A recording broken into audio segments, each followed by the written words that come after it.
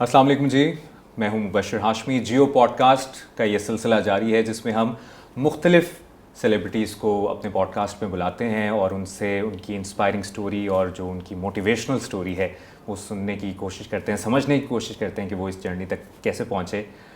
आज आप उमूमन हमें देखते हैं, हम अपने सेट पर होते हैं, हमारे सेट पर गेस्ट आते हैं और हमसे बात करते हैं, अपनी कहानी सुनाते हैं। लेकिन आज जिस शख्सियत के पास हम मौजूद हैं, उनके पास आके, उनके घर पर आके ये हमें खुशनसीबी हासिल हुई है कि हम आएँ, उनसे बात करें और उनसे सीखने का मौका मिले। और शायद आज की जेन ज़ी जिसको हम कहते हैं जनरेशन, या 90s के बच्चे भी इस बात को नहीं जानते। इनकी अज़मत का अगर किसी से पूछना है तो 70s का दौर जिसने देखा है, लेट 60s का दौर जिसने देखा है, अर्ली 80s, वो बताते हैं कि क्या शख्सियत ये थे। मैं बात कर रहा हूँ पाकिस्तान क्रिकेट ने अगर कोई लेजेंड, वाकई कोई लेजेंड पैदा किया है तो वो सिर्फ ये हैं। मेरे साथ मौजूद हैं पाकिस्तान क्रिकेट को पहचान देने वाले ज़हीर अब्बास साहब। Thank you. बहुत बहुत शुक्रिया आपका। आपने तो बहुत ज़्यादा मुझे बढ़ चढ़ के बता दिया। ज़हीर साहब, बड़ा छोटा सा आदमी हूँ, बहरहाल आपकी बड़ी मेहरबानी। बहुत शुक्रिया। और ये अल्फाज बहुत कम हैं। हमारे बड़ों से जब हमारी बात होती है, जब बुज़ुर्गों से बात होती है, जो उस दौर की क्रिकेट को जो समझते थे, देखते थे, उनसे सुनने के बाद हमारा ये इश्तियाक पैदा हुआ कि हम आपके पास आएँ। और ये जो जियो पॉडकास्ट हमने शुरू किया है, वो कहते हैं ना कि आपकी ब्लेसिंग्स लेकर हम इस सिलसिले पर। मैं इस सिलसिले में एक बात करना चाहता हूँ कि मेरे वालिद साहब और ऑफिस के 2 और ऑफिसर्स, टॉप रैंक के ऑफिसर्स, ये मैच देखने जाते थे। जब भी मैच होता था तो अमूमन गाड़ी खड़ी करके और पैदल जाते थे और उनकी बातें सुनने की होती थी। और वो क्रिकेटर्स की जब बात करते थे तो मैं कहता यार, मेरे वालिद साहब को तो क्रिकेट बहुत ज़्यादा शौक़ है सुनने का और देखने का, क्यों ना मैं खेलना शुरू करूं। तो मैंने भी वालिद साहब के शौक़ की वजह से ये क्रिकेट खेली है, वरना तो मुझे वालिद साहब कहते थे हर वक्त किताब लेके बैठे रहो, क्योंकि आप ख़ानदान के सबसे बड़े हो और जब तुम पढ़ लिख जाओगे तो लाजमी बात है कि तुम्हारे भाई भी जो हैं वो भी ज़्यादा पढ़ लिख जाएंगे। खैर जी, मैं जो कुछ भी आपके सामने हूँ, पढ़ा भी, लिखा भी, क्रिकेट भी खेल ली और अब्बा को खुश भी कर दिया मरहूम को। लेकिन ये है कि क्या बड़ी अज़मत, अजीम आदमी थे मेरे वालिद साहब कि मैं बता नहीं सकता। और वो लड़का, सियालकोट का वो लड़का, फिर बैटर क्या बना, क्रिकेटर क्या बना, वो फिर एशियन ब्रेडमैन तक का मामला, वहाँ तक की बात चली गई। तो कभी आपने सोचा था उस दौर में मुल्क को रिप्रेजेंट करना, उस लेवल तक पहुँचना और फिर एशियन ब्रेडमैन का टाइटल अपने नाम करना? मैंने कभी भी नहीं सोचा था। ये अल्लाह की बड़ी मेहरबानी है और कि जिसने मुझे इतना दिया है।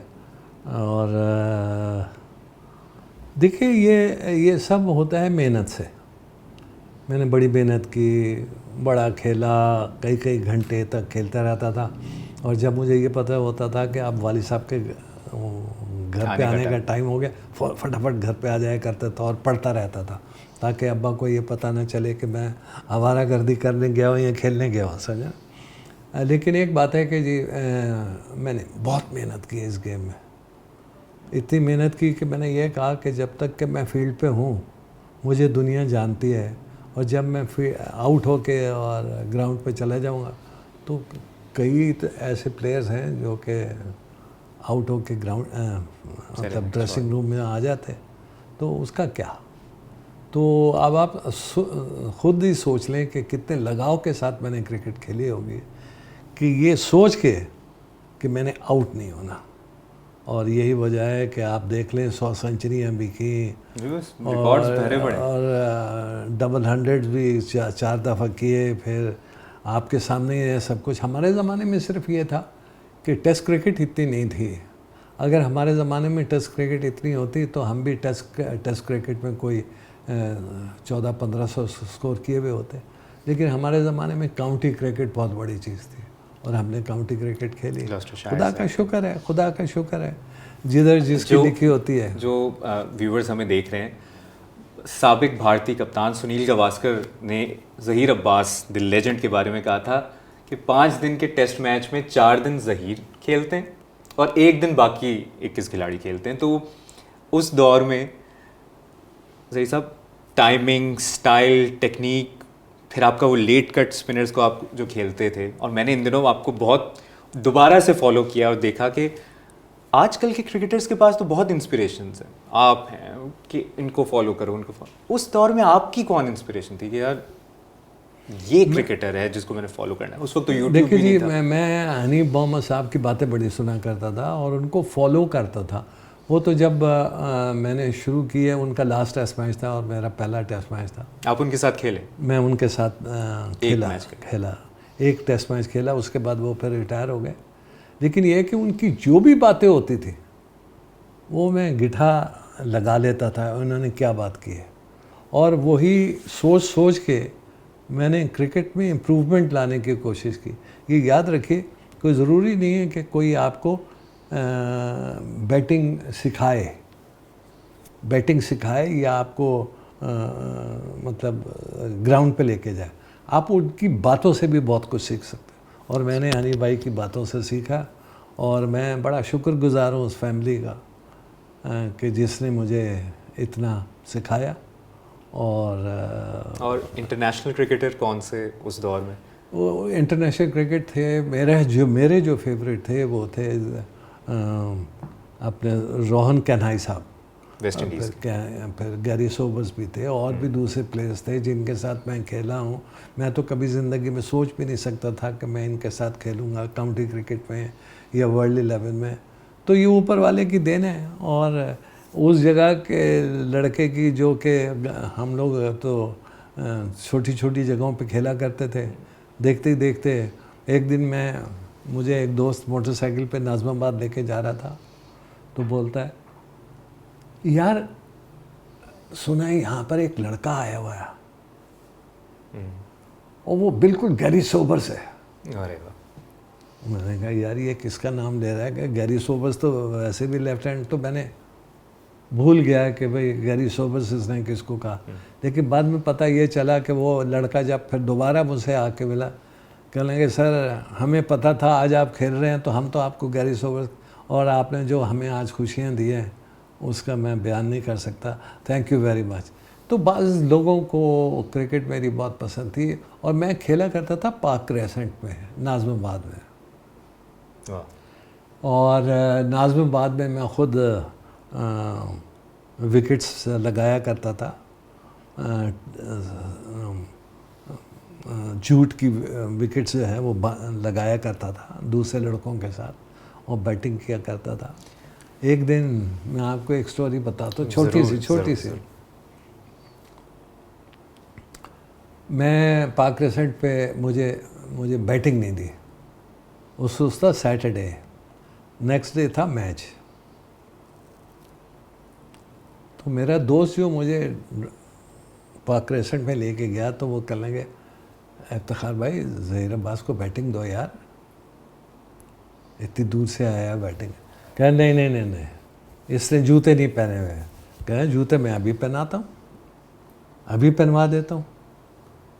तो उसने बेचारे ने ज़बरदस्ती मुझे जूते दिए और मैंने पैड किए। अच्छा, अब मैं बैटिंग किए जा रहा हूँ, लास्ट राउंड आ ही नहीं रहा। 10 मिनट हो गए, 15 मिनट हो गए, 20 मिनट हो गए, आधे घंटे के जब करीब हुआ तो अंधेरा होने को चला। मुझे उस वक्त नज़र भी ठीक ठाक आता था, बैटिंग करता स्टाइल ही अलग बैटिंग करता चला गया। तो फिर जब मैं आगे गया, पैड वैड उतार के, वो कैप्टन मोहसिन होते थे, मोहसिन कह लेंगे आप किस क्लब से खेलते हैं? का क्लब? मैंने तो आज तक कोई क्लब ज्वाइन ही नहीं किया, मैं तो ये ऐसे ही खेलता हूँ लड़कों के साथ, बल्ला लिया और मारा, रबर की गेंद को मारा, ये किया वो किया, ये मेरा गेम। क्या अच्छा आप वो समझे झूठ बोल रहा है। मैंने कहा वो फिर आपके पास कहें कल आप मैच खेलेंगे, तो मैं ये समझ रहा हूँ ये मेरे साथ मजाक कर रहा है, प्रैंक हो रहा है। हाँ, मैंने कहा नहीं जी मैं कहाँ मैच खेलूँगा, आप खेलें। कह नहीं कल आपको हम मैच खिलाते हैं।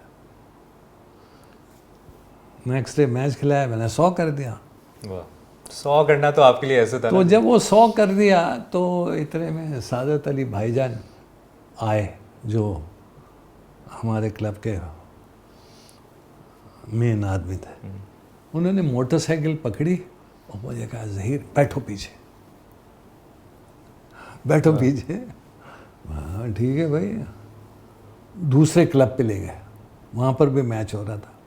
वहाँ पे भी आप क्या पैड बांधो, वहाँ पर भी 100 कर दिए। 100 तो तो बात ये कि इनकरेजमेंट जब आपको इतनी मिल जाए। क्या बाबर आजम, क्या विराट कोहली, जब ज़हीर अब्बास आते होंगे।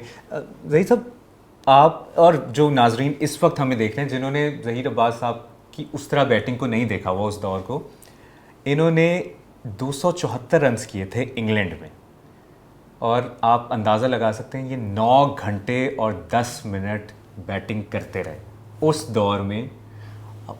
ज़हीर अब्बास साहब, आप को डर नहीं लगता था आगे वेस्ट इंडियन बॉलर, काली आंधी, कभी इंग्लैंड के बॉलर्स, आप आउट ही नहीं होते थे?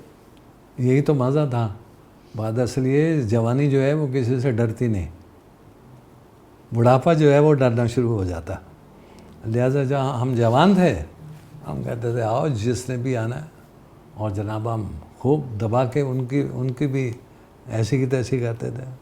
ऐसी तैसी के नहीं, वो भी दुनिया के बेस्ट बॉलर्स थे, लेकिन ये कि हमें उनको खेलने में मज़ा आता था। वो ये बॉलर है, ये तो दुनिया का ग्रेट बॉलर, मैं इसके सामने बहुत अच्छी बैटिंग करूँगा, तो ये मुझे कहेगा कि भाई वो बहुत अच्छा बैट्समैन था। तो ये था कि रिकग्नाइजेशन करवाना किसी से, उस दौर में वो बड़ी बात होती थी। अच्छा, आपने एक दौर में, जो आप पे रिसर्च करके मुझे भी पता चला, कुछ बड़ों से भी मैंने सुना, आपने हाई बैक लिफ्ट करना शुरू किया था। उसके बाद आपने वो टेक्निक पे फिर वापस आ गए, यानी बैट उठा के आप ज़रा एग्रेशन के साथ बैटिंग करते थे। वो एक थोड़ा सा टाइम पीरियड कुछ याद है क्यों? वो होता है बाज़ औक़ात कोई टाइमिंग सही नहीं आ रहे होते तो आप स्टांस थोड़ा सा बदल लेते हो, लेकिन फिर उसके बाद जब ठीक हो जाता है तो दोबारा आप उसी स्टांस पे आ जाते हो। ये तकरीबन हर एक प्लेयर करता है, मैं ही नहीं, कई और दूसरे हाशमी साहब और भी कई प्लेयरों ने किया, तो I am one of them. लेकिन आपने जो किया कमाल किया। मैं अपने नाजरीन को बताना चाहता हूँ, ज़हीर अब्बास साहब ने 274 रन, टोटल 4 डबल सेंचुरियाँ उस दौर में, कोई आम बात नहीं है। 274 रन बनाए इंग्लैंड के ख़िलाफ़ और 38 चौके, जिसमें 9 घंटे 10 मिनट ये नॉन स्टॉप बैटिंग की इन्होंने। फिर लाहौर में बड़ी यादगार आपकी 235 रन की इनिंग्स थी इंडिया के ख़िलाफ़। फिर 1974 में ओवल टेस्ट 240 रन बनाए इंग्लैंड के ख़िलाफ़, और फिर 1982 लाहौर में 215 रन इंडिया के ख़िलाफ़। मेरा ख्याल है कि इंडिया के ख़िलाफ़ जब मैंने 215 किए हैं, वो मेरा 100 था शायद, मेरी सभी सेंचुरी थी। यस, फर्स्ट क्लास क्रिकेट में। टेस्ट क्रिकेट की भी जो सेंचुरी होती है वो भी भी फर्स्ट क्लास होती है। तो मैं और जेफरी बाइकॉट इंग्लैंड के प्लेयर हैं, हम लोग आपस में मजाक एक तस्वीरें खींच रही थी, तो जेफरी कहता है come Jed come here have photograph with us, तो हम उसके साथ तस्वीर। तो इतने में कोई और आदमी आ गया, लड़का आके खड़ा हो गया, तो जेफरी बोलता है यू ऑल्सो स्कोर्ड 100 तो मैंने कहा Jeffrey but can I tell you one thing, on your 100 you scored only 100, on my 100 I am the only batsman who scored double 100 वाह वाह वाह, ज़बरदस्त। तो ये चीज़ें चलती रहती हैं क्रिकेट में, मजाक भी चलते तो आपकी रहते हैं। सबसे यादगार डबल सेंचुरी कौन सी है? 274 ऑफ कोर्स 274 इंग्लैंड के देखे ना, मुझे कौन जानता था, 274 बनाने से पहले कोई भी नहीं जानता। ये तो मेरे मौला की देन है, उसने इज्जत देनी थी, दे दी। और उस दौर को आज भी हम 70s के दौर को अब देखिए, अभी तक आप याद करते हैं वो 274 को, अभी तक याद। और उसी के ज़रिए मैं आपको बताता हूँ हाशमी साहब, उसी की वजह से मैं वर्ल्ड 11 खेला, काउंटी क्रिकेट खेला, सब कुछ खेला। उस वक्त सितारे जो थे मेरे इर्द गिर्द घूम रहे थे मुझे उठाने के लिए कि ज़हीर तेरी इज़्ज़त के दिन आए मैं, तो जो मर्ज़ी कर रहे हैं कर ले। तो ये खुदा की देन है कि इज़्ज़त जब दे रहा होता है तो छप्पड़ फाड़ के देता। तो I am one of those lucky people कि अल्लाह मियाँ ने छप्पड़ फाड़ के ही दिया उस दौर का सबसे ज़्यादा क्या याद आता है जब आंखें बंद करते हैं? 70s का कोई टेस्ट मैच, कोई किसी विव रिचर्ड्स के साथ कोई मुलाकात, गैरी सोबर्स? आप विवियन रिचर्ड मुझसे जूनियर है। विवियन रिचर्ड खेला करता था समरसेट के लिए, मैं खेला करता था ग्लॉस्टरशायर के लिए। बिल्कुल। और उसको ये पता था कि तो हमारा कंपटीशन होता था। वो कैसे होता था, इधर से ज़हीर अब्बास ने 100 किया या डबल 100 किया, उधर से विवियन ने किया, जेफरी बॉयकॉट ने किया किसी, तो हमारे 3-4 प्लेयरों की आपस में लगी होती थी कंपटीशन कि आज तूने 200 किए, मैं भी कल 200 करके दिखाऊं।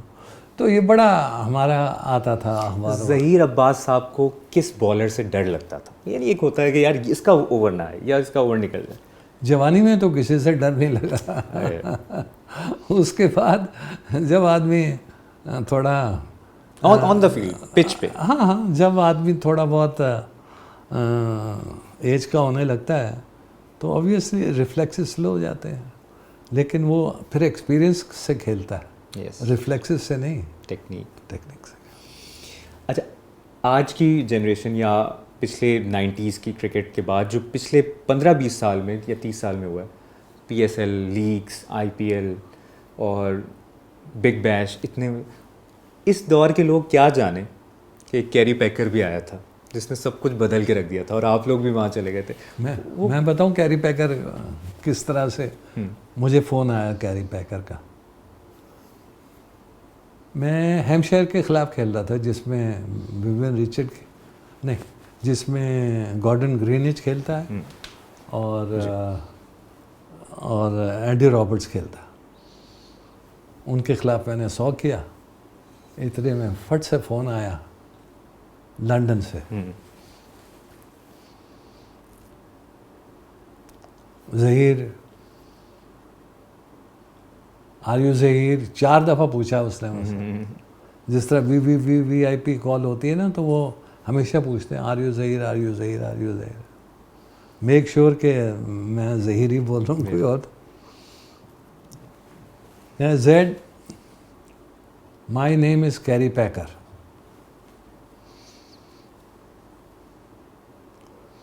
आई want you to play for मी,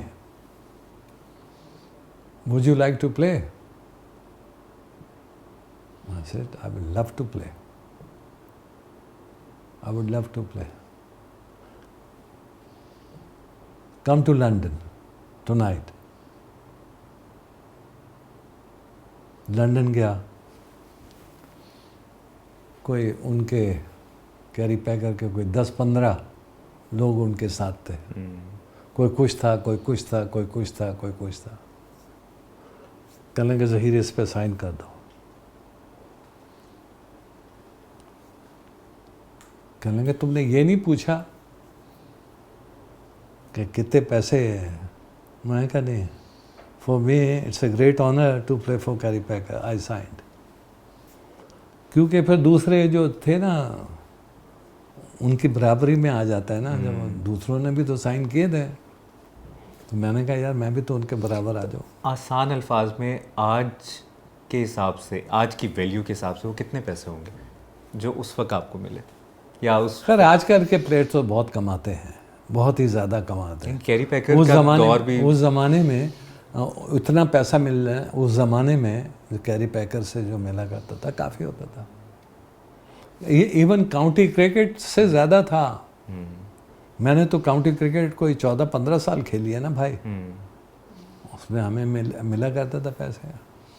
और हम तो ये समझते थे हम बहुत ही अमीर हो गए, लेकिन आजकल के बच्चे तो लखापति हैं, करोड़पति हैं। अच्छा, आपके बारे में सुनील गावस्कर साहब ने भी, भारतीय साबिक क्रिकेटर बेदी साहब ने बहुत जिक्र किया, और उस दौर में जब इंडिया का टूर हुआ तो अखबारें भर गईं और उसमें ज़हीर अब बस करो। और सुनील गावस्कर का भी ये बयान है कि वो कहते थे ऑन द फील्ड भाई अब बस करो। तो ये वाली कितनी एक राइवलरी, और रिवायती हरीफ कह रहे हो और वो सब कह रहे हैं भाई आउट हो जाओ।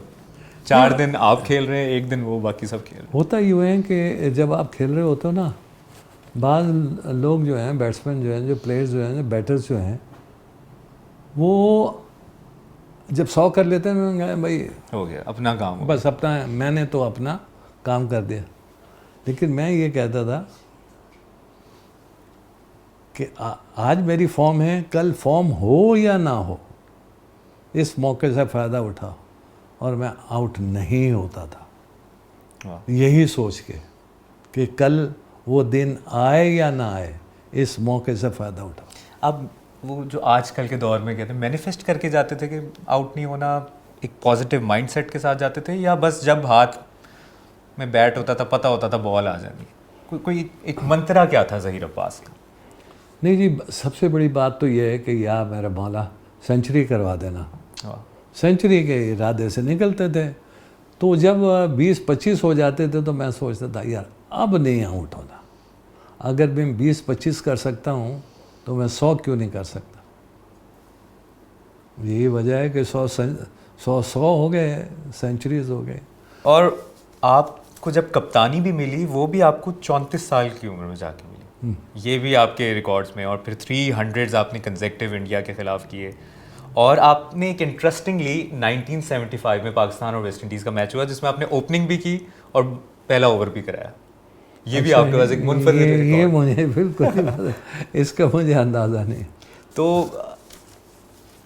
इतनी क्रिकेट खेली, इतना प्यार मिला भारतीय टीम को, तो आप कुछ समझते ही नहीं थे ना।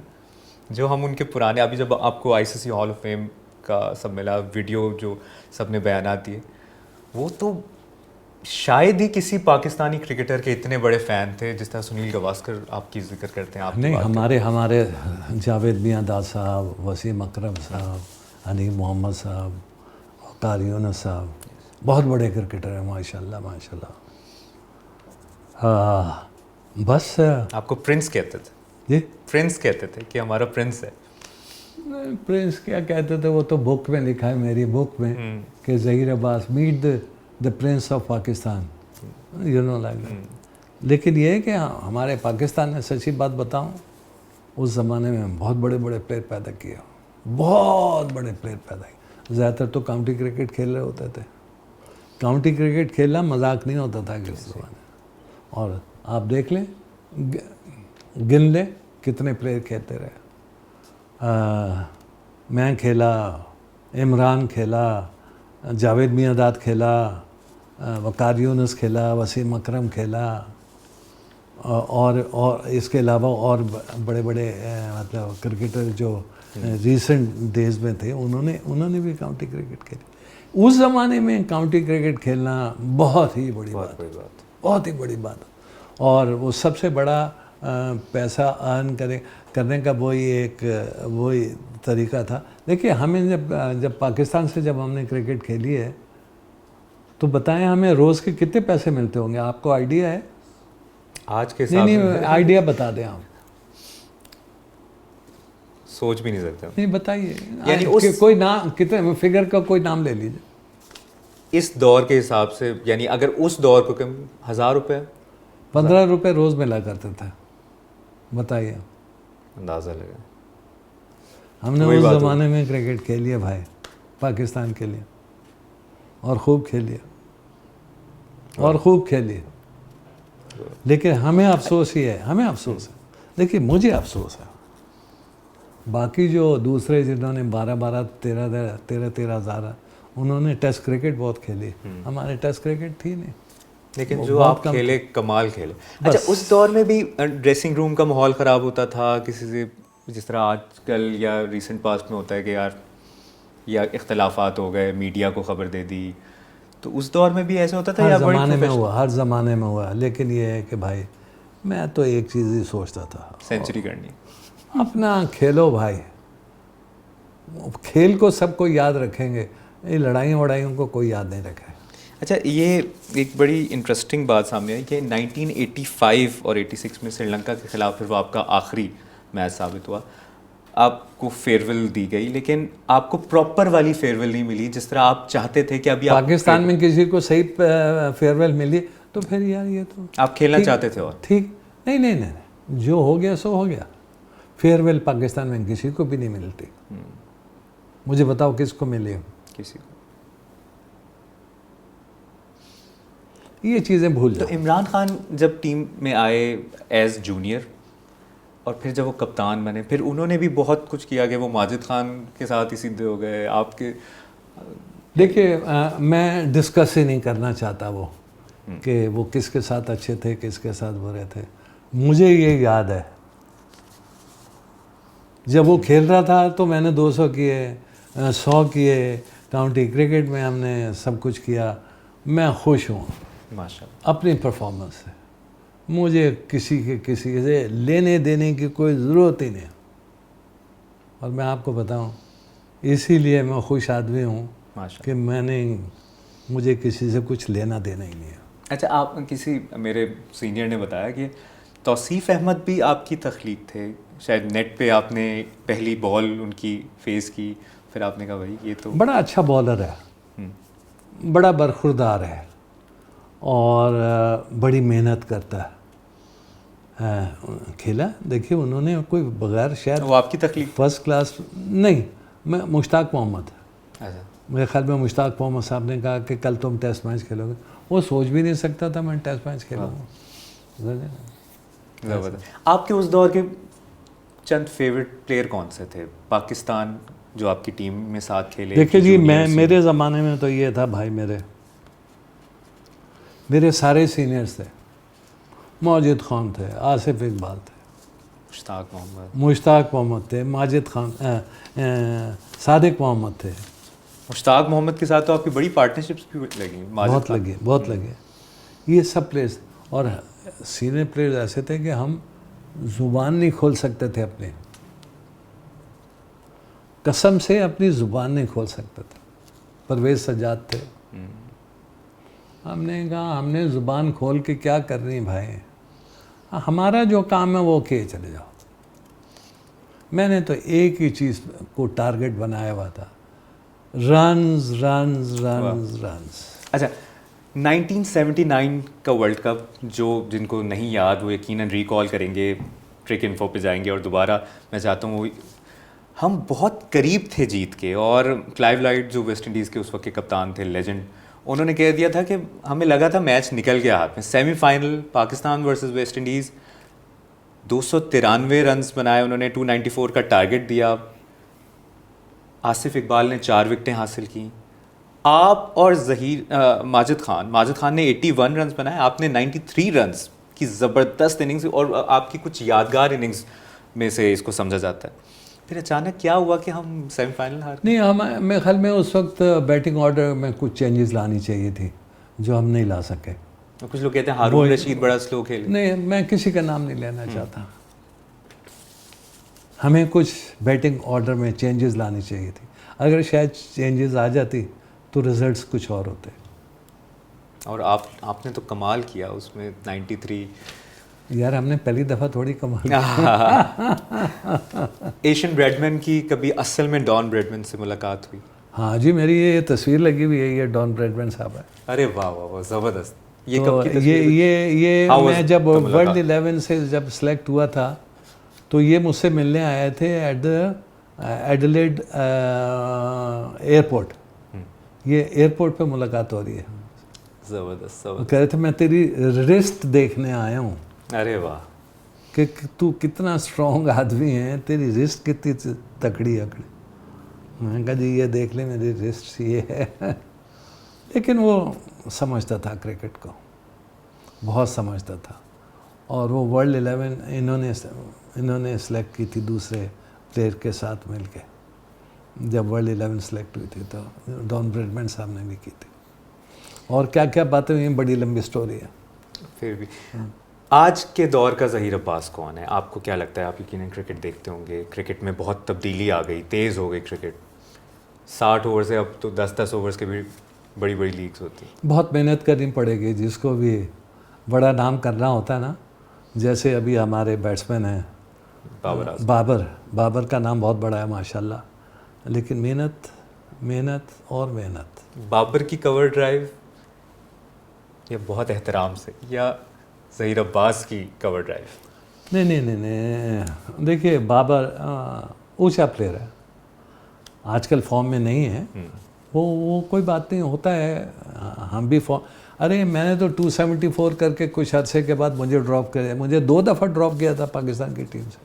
तो कोई ये ड्रॉप होना कोई बड़ी बात क्या फीलिंग थी यार, मैं तो परफॉर्म भी कर रहा हूँ, सब कुछ कर रहा हूँ। हाँ देखिए, सिलेक्टर्स तो उस वक्त देखिए हाँ, लेकिन सेलेक्टर्स को जब ड्रॉप करना होता है ना, तो ये नहीं कहते कि जी ज़हीर साहब हट जाए, ज़हीर साहब रेस्ट करो जी, 2-3 मैचेस का रेस्ट करो, ऐसा बोलना चाहिए ताकि दूसरे को, बैट्समैन को बुरा ना लगे।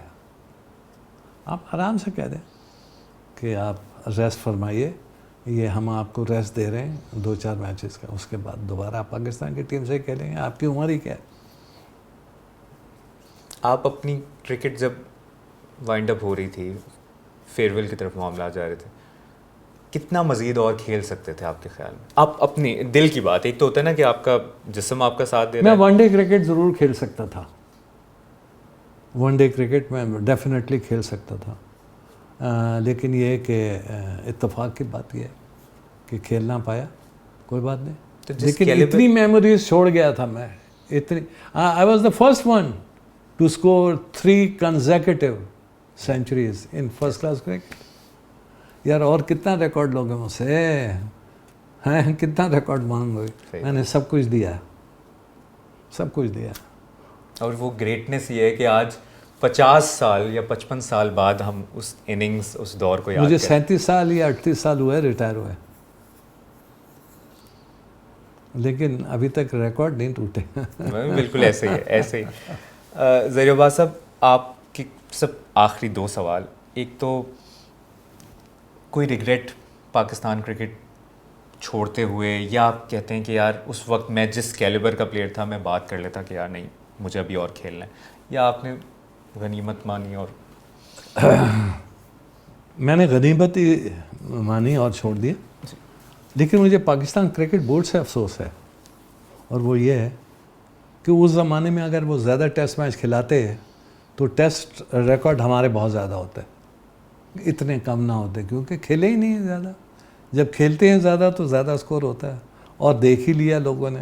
काउंटी क्रिकेट में हर कोई टॉप क्लास बॉलर होता था उस ज़माने में, हमने सब कुछ करके दिखा दिया। तो कोई बात नहीं, अब ये है कि ये बहुत बड़ा रिग्रेट है कि हमने पाकिस्तान बोर्ड ने अगर और टेस्ट मैचेस खिलाए होते तो हमारा रिकॉर्ड भी आसमानों से बात कर रहा होता। और ये शायद सिर्फ आपका बतौर इंडिविजुअल रिग्रेट नहीं, एक पूरी एक जनरेशन का रिग्रेट है, जो आपके चाहने वाले हैं, जो आपको फॉलो करने वाले हैं।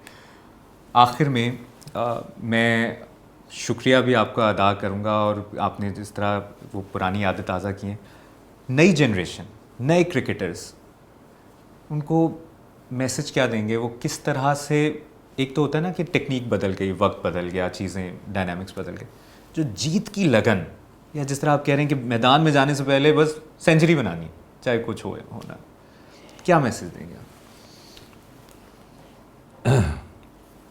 इसके कुछ सवालों के जवाब अकेले में देने के होते हैं, टीवी पे देने के नहीं होते। लेकिन यह है कि अगर मैं जाऊँ इस ज़माने में, अगर फ़र्ज़ कीजिए मैं इस कम उम्र का हूँ, तो मैं अपना सोच के जाऊँ कि मैंने अंदर जा रहा हूँ, मैच खेलने जा रहा हूँ, मैंने स्कोर करना। अगर हर कोई अपना अपना सोच के जाए तो टीम जीतेगी, ऑब्वियसली जीतेगी। इंडिविजुअल परफॉर्मेंस एट हर कोई सोच के जाता है, मैं ये नहीं कह रहा कि नहीं सोच के जाता, खौफ। लेकिन ये नहीं है कि मैंने एक मैच में 100 कर दिया जी, अब मैं तो 10 मैच के लिए पक्का हो गया। ना ना ना ना, ये लड़के ये सोचते हैं आजकल। सॉरी टू से, अगर नहीं सोचते हो तो भाई ये मेरी गलती है, लेकिन ये है कि पाकिस्तान के लिए खेलो, खूब खेलो, खूब मैचेस जीतो, इस पाकिस्तान को खुशियाँ दो। पाकिस्तान जो है वो खुशियों का मोहताज है। अगर आप हमें खुशियाँ देंगे तो हम आपको प्यार से आपको खुशियाँ देंगे। और किस तरह? आपका नाम ले लेके, तालियां बजा के और शोर करके कि well done well done well done well और डन। फिर आपकी तरह अज़लों याद रखा जाएगा कि परफॉर्मेंस। और ये जो चीज़ है ये बहुत बड़ी चीज़ होती है कि आप अपने मुल्क के लोगों को खुशियाँ दें। प्लीज़ गिव और प्लीज़ गिव। Thank you. बहुत बहुत शुक्रिया आपका ज़हीर अब्बास साहब, आपने हमें टाइम दिया और ये हमारी खुशकिस्मती है।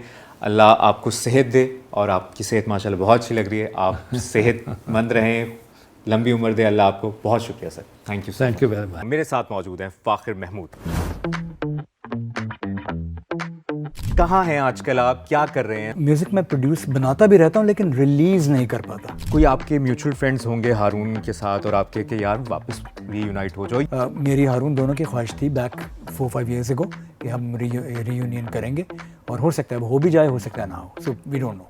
मैं पाक भारत कॉन्सर्ट्स पे इसलिए बात करना चाह रहा हूँ क्योंकि जो आपने दौर देखा वो ताल्लुकात का पीक था। आप अपने नेबर्स को चेंज नहीं कर सकते, हालात ठीक करें अपने लिए, अपने लोगों के लिए। जो भी पॉलिटिकल पार्टीज़ आ जाएं, चली जाएं, ना आएँ, ये हम में से ही हैं।